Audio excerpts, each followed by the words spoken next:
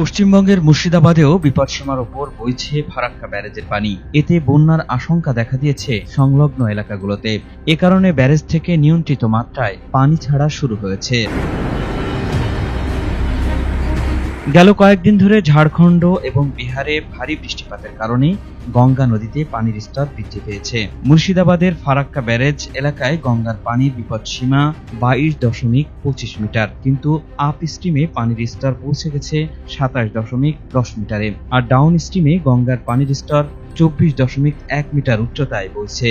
গঙ্গার পানির স্তর বৃদ্ধি পাওয়ায় হু হু করে পানি ঢুকছে নিচু এলাকায়।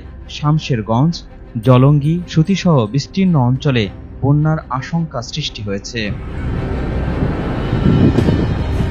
ব্যারেজ কর্তৃপক্ষ বলছে, ফারাক্কায় যে পরিমাণ পানি জমা আছে, অতিরিক্ত পানি প্রবাহ অব্যাহত থাকলে আরও পানি ছাড়তে বাধ্য হবেন তারা। ফারাক্কা ব্যারেজ থেকে অতিরিক্ত পানি ছাড়া হলে এর প্রভাব পড়তে পারে পার্শ্ববর্তী রাষ্ট্র বাংলাদেশেও। ফারাক্কা ব্যারেজের পানি সুতি, শামশেরগঞ্জ হয়ে পদ্মা নদীর যে শাখায় বাংলাদেশে প্রবেশ করেছে, সেখানেও পানির স্তর ব্যাপকভাবে বৃদ্ধি পেয়েছে। ফারাক্কা ব্যারেজ সূত্র জানিয়েছে, বিষয়টি সম্পর্কে বাংলাদেশের পানি সম্পদ মন্ত্রণালয়কেও এর মধ্যে অবহিত করা হয়েছে।